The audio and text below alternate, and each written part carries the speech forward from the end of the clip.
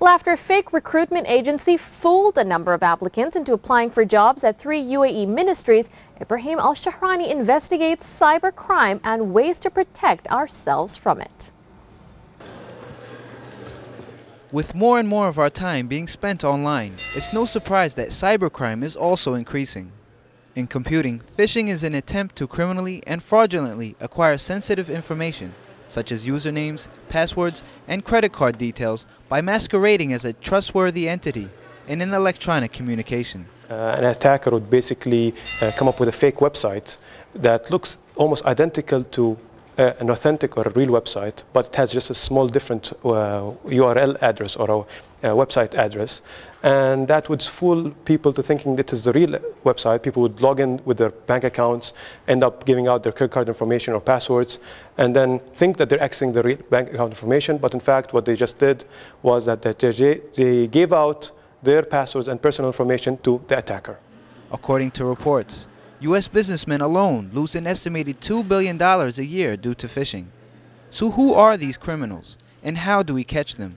The simplicity of the phishing attacks makes it very hard to detect. The idea is that an attacker can be, let's say, in South America.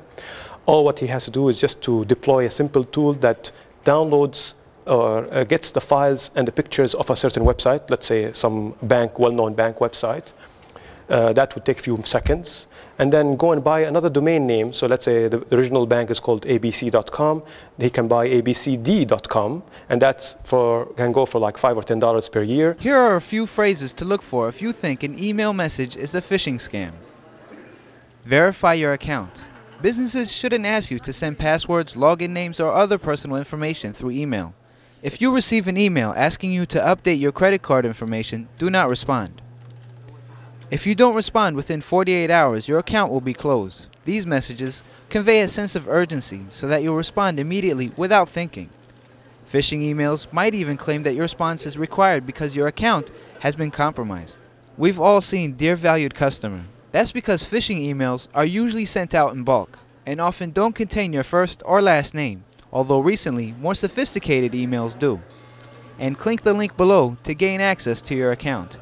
The links that you are urged to click may contain all or part of a real company's name and are usually masked, meaning that the link you see doesn't take you to that address, but somewhere different, usually a phony website.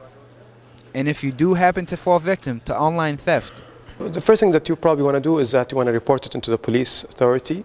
Second, you want to immediately call your bank or your credit card company, notify them about the theft, have them lock your account or change your credit card number or bank account number. Third, this is a general advice, make sure you're running an antivirus program in your computer and make sure your computer is up to date with all the patches and needed software. You should also regularly log on to your online accounts and ensure that your bank, credit, and debit card transactions are all legitimate. Ibrahim Al-Shahrani for Emirates News.